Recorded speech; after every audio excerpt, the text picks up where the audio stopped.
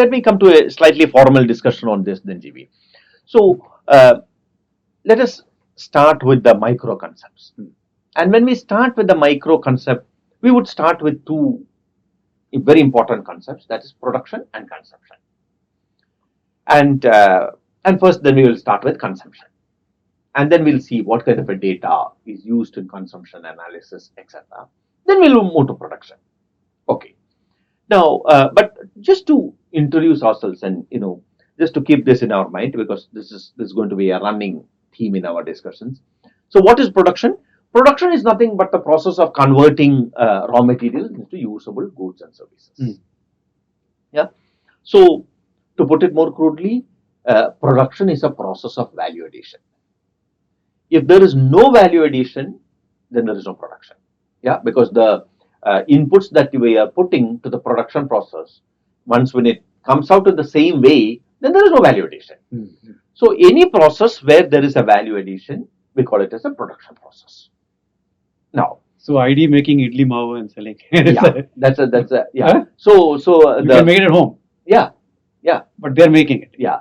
So there is value addition. There is some people addition. may see it as value. Some people may not see it. Yeah, but there is a value addition in the sense that for making the mav, there is for the batter we need to have urad dal as well as we need to have rice. Now these are converted into the batter. No, but you could do it at home, I'm saying. Yeah, but that I have a grinder, I do it at home. No, but that depends on the opportunity cost. If you don't have time and if you think that you can utilize that time for something else, then you might buy it. So a student might buy it, maybe because he doesn't have this working grinder. Yeah, or working people who are quite busy. Yeah, they may buy it. It's easy. So they see the value. They see the value addition. So somebody making creating batter from, at one time nobody was buying, no? Yeah. Now they're buying. Now they are buying because the opportunity cost of time that you are actually investing in creating the batter. There's a lot of concepts in there. Yeah. A lot of related things. Okay. Yeah, and the idea is that goods and services, once when it is produced, they become useful because they acquire a utility value. If there is no utility value, and I want to come to this concept of utility because it's very important for us in terms of understanding a lot of other concepts. Now, this utility value is derived from the production process, and that utility value is implicit in this commodity. So, any commodity without a utility value, well, will not have takers. Yeah, and that we'll hold on to that for a minute because the concept of utility we'll discuss and we'll come back to that. Yeah. So any production process then has value addition, and such a value addition should create utility value. Okay. So it'll be, I mean, maybe I'm getting ahead. Maybe we'll talk about it later. But when you say lab utility, we just discussed this idli batter business. Right. It'll be utility for some people and may not be utility for some people. Right? Yeah. So the concept of utility is a very subjective kind of a thing. Oh, I see. Yeah. What is giving? It's not that this one has 10 rupees worth of utility. No, there is no standardized kind of a utility concept. Right. What is giving me utility might not be giving you utility.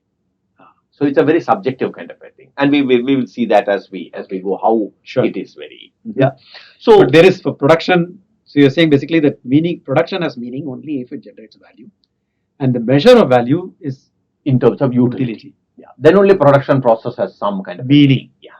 Okay. Now, but then the problem there in terms of data for us or for our discussions, producers have very limited capital resources. Yeah. Generally, they have access to certain limited capital. One can say that one can go to the market and raise capital and things, but there are upper bounds for that also. Correct. That's true. So, this capital resources can be used for producing a wide variety of goods. From there, they have to decide as to what is that they want to produce. Yeah, and that is where our very interesting kind of debates and discussions used to come. No, should we produce computer chips or potato chips?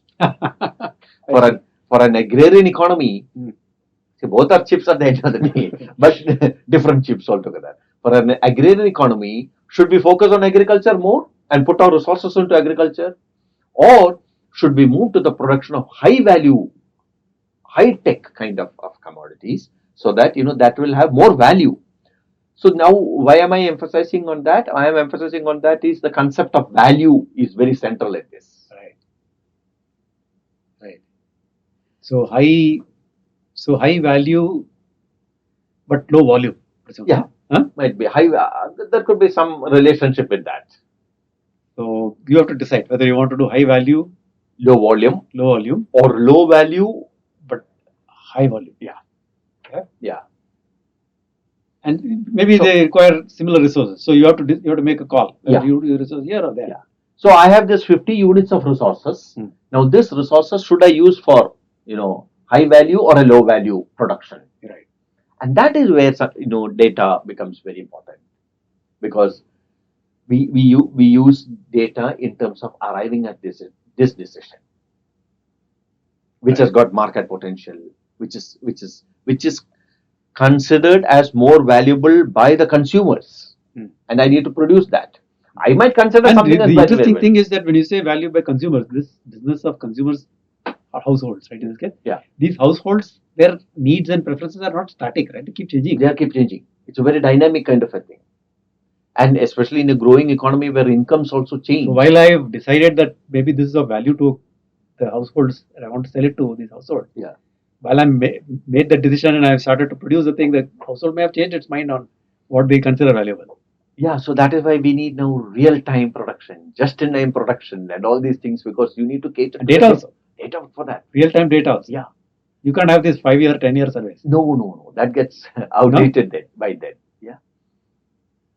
Okay. Yeah. And very interesting example of that is in terms of ready-made garments. No.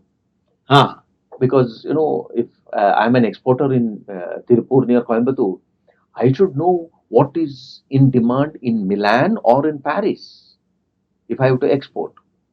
Now that information has to reach me to decide whether I should really produce a particular kind of shirt or a different fashion altogether. Because by the time I make and by the time my product reaches Milan or Paris, if fashion changes there, then nobody will buy my product. Right. So you need that data and that information continuously flowing to make that decision. Now the second important variable again in terms of data is price data. That is, prices of inputs are very important in making this decision. I might have the dream of producing a high value commodity, but the prices of inputs for the production of that high value commodity will be very high. Yeah. So then with my limited resources, I will not be able to produce that. So price mechanism then plays a very, very important role, and that is the central coordinating mechanism in terms of these decisions. Not one decision, these innumerable decisions in the economy as far as production is concerned. So one always thought about price as some thing that you pay. I mean, it's the amount of money that you have to pay to buy something. Now you're saying price in economics means price as a mechanism of coordinating decisions. Lots of decisions. Yeah. Decisions of buyers and sellers. Yeah. So we use the term invisible hand in the market. That invisible hand is this price determination mechanism. And nobody is determining the price. Yeah. The market setting the price. Yeah. In an auction market, there is an auctioneer who actually shouts the price and then somebody else it up or down or down and all. Yeah. But in other kinds of markets, prices just evolve. And prices coordinate all these decisions in terms of production as well as consumption. So price as a coordinating mechanism that coordinates multiple. So would you say that price is the economics way of aggregating things? Is it the aggregation method? Coordination is a better kind of this thing, Ajib, because price mechanism has a role in terms of aggregating all these decisions and then coordinating the actions of the agents who respond to these prices. No? Every agent responds differently. So if the price is too high, a guy might decide not to buy. Not to buy at all. That's what you mean by saying. Yeah. And because he doesn't buy, there are fewer people buying, therefore the price can come down. Come down. So like that, it keeps changing. Yeah. And so price coordinates several people's decisions, buying and selling decisions. Buying and selling decisions. Okay. Now, this is only one side of the story that we are talking about in terms of decision making. Equally compelling story emerges from the other side, that is the consumption side. So far, we have been talking about the production side. Now, this production side, remember our earlier concept that 5 important activities that are going on. So, production and consumption, which is coordinated by the exchange. Consumption then is also coordinated by data decisions, because what is consumption? Consumption is nothing but this economic activity in which, when I use a good or a service, I derive certain satisfaction and utility out of that.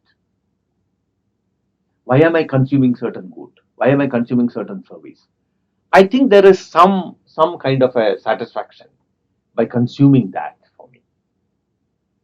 I have a need. Yeah, need is I need to satiated. eat. I need to eat, for example. Yeah. So you need to be satiated. Okay. Yeah, you need to be satisfied of that need. For satisfying that need, you will consume your food. Yeah. And if you're not consuming, your need goes, no, not satisfied. So, But I also have resources. I must have money to. yes. So your decision on consumption is also a matter of a factor of the price mechanism. Price mechanism again. So that is why it's the central theme there. Now, again, in terms of consumption, price and something else also, income. I guess. Income, of course, very important. That is exactly like how a producer has limited resources. Has capital. He has limited capital. Here, a household or an income. individual has a limited income. That's the relation. Yeah. Income. And otherwise, price. So both cases. In this case, it's income and price. In that case, it's capital and price. Yes. So when we look at consumption, then consumption at the micro level, the unit of consumption is a consumer, and a consumer is an individual. We talked about household, but within households are a collection of individuals, basically. Right. Yeah. So a consumer then is basically a person who consumes these goods and then derives satisfaction from that. That takes us to a very interesting question, because this satisfaction is a very subjective thing. Correct. That's what I was going to ask. Yeah. What do you mean by satisfaction? What is giving you satisfaction might not give me satisfaction. Right. In Bhutan, people talk about happiness. Happiness, and it's a very subjective, relative kind of thing. Right. But we can assess this satisfaction by observing certain consumption behavior, and that is where data becomes very important. Let us go back to our earlier example of idli batter.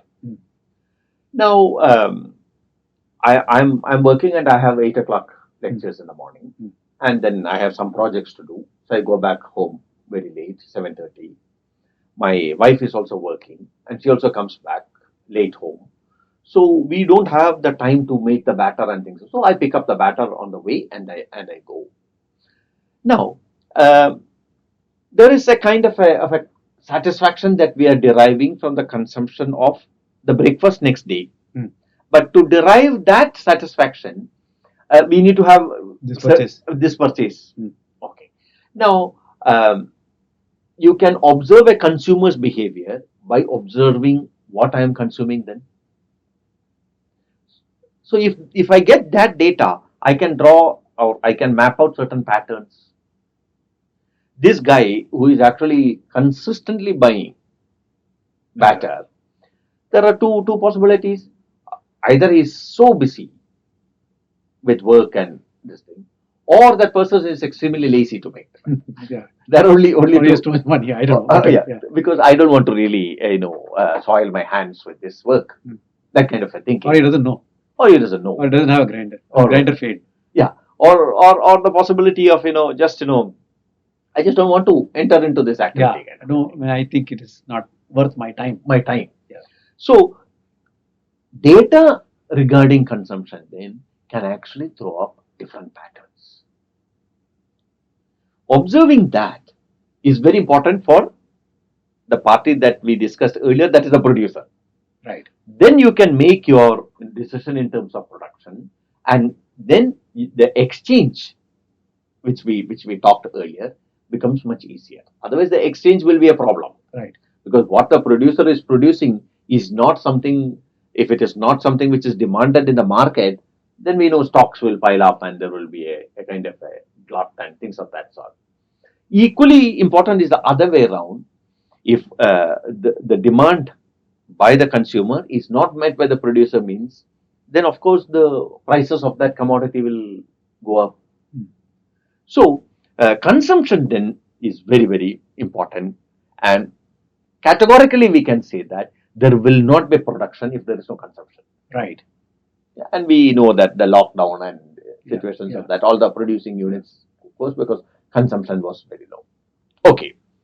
Now, what we shall do then is to first start the story from the consumption side.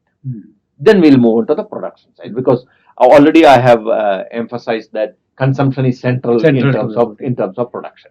Because it's the thing which kind of creates the demand for production. Right? Yes. So, so we come back to our earlier question that we were actually pondering on. That is, a consumer has limited income.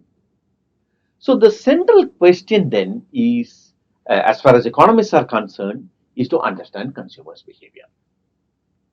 Why? There is no uniform rule or theory to predict consumers' behavior. So we need to observe the market, we need to observe consumption patterns, and then constantly we need to look at the data and model the data to get an idea of consumption.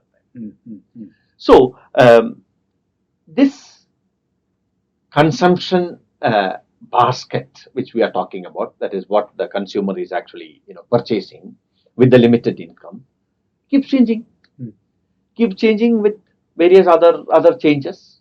For example, when income changes, definitely tastes and preferences might change.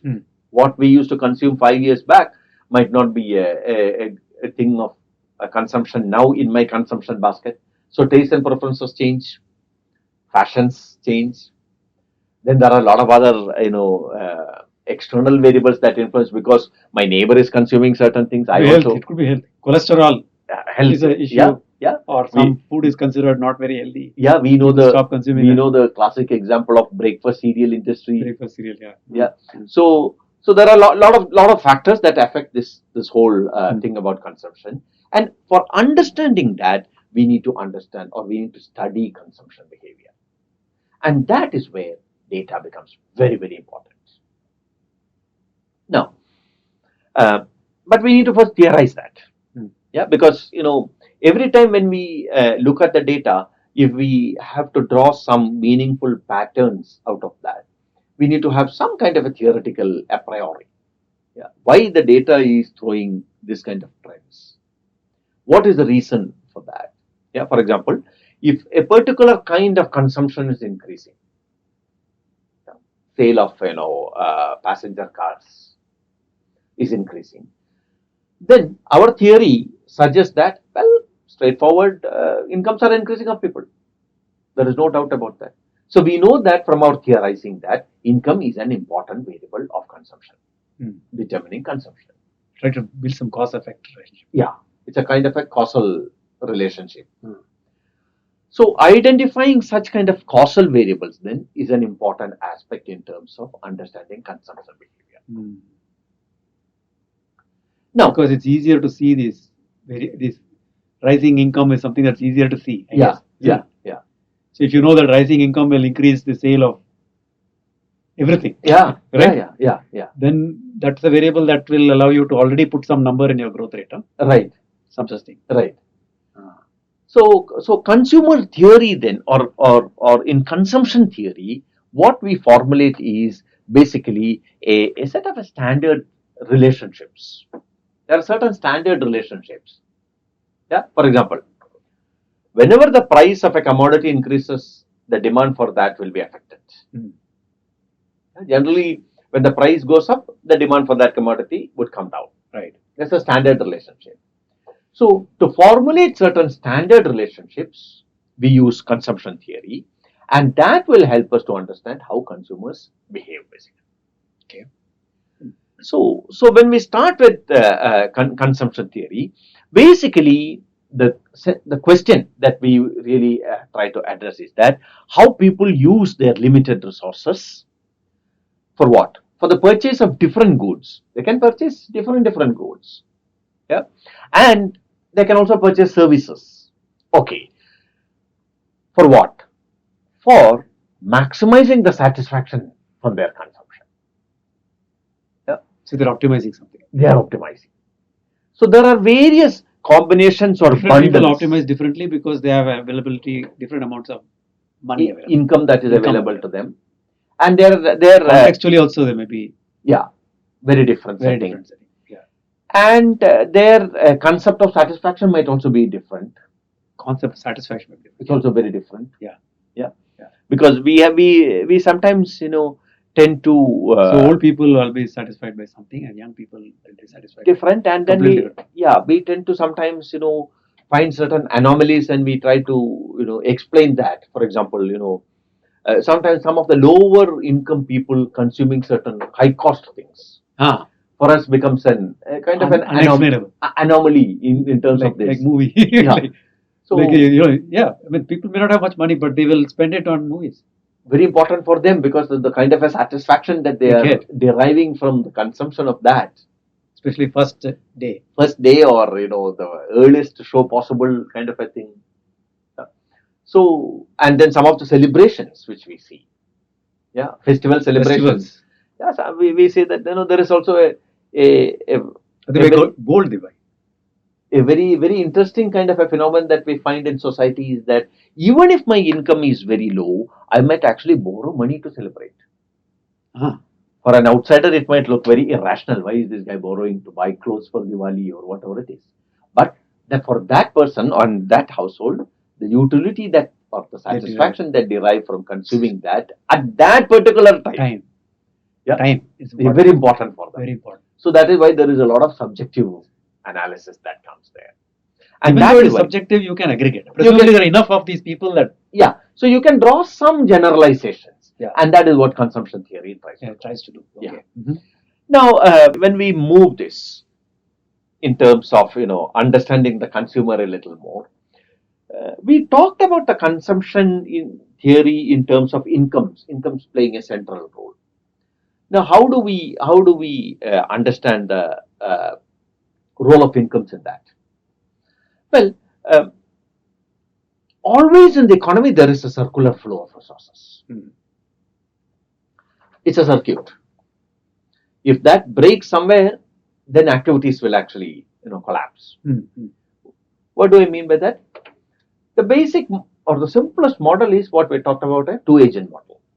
Producer and consumer. One set of households who are consumers, and the other is a set of firms who are producers. These households have certain resources.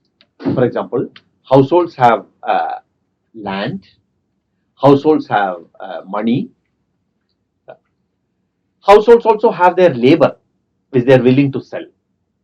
Firms buy those resources from households. For example, firms buy labor from them. So firms are consumers, you're saying. At that, their firms are consumers of labor, of resources. Of resources. Yes, capital as well as labor. Capital also comes from households. Households. Because they save. Yeah, they save. Oh, I see. These firms then use these resources for producing something. What the firms are producing then goes back to households because they consume what the firms produce. Right. And once when firms consume that, resources come back to the firm again because firms actually get money from and they get money for they get money from households. So there is always this circular flow. So this money. So this looks like resources are flowing in one direction, money is flowing the other direction. Yeah. So there are two kinds of circular flows. Yeah. One the flow of resources, and the other is the flow of money. Both are very important. And if there are some kind of whatever we call as a circuit breakers in this whole circuit, then activities in the economy might actually slow down. Activities might even collapse. And that is why when we talk about in terms of macroeconomic discussions, the role of demand is very important.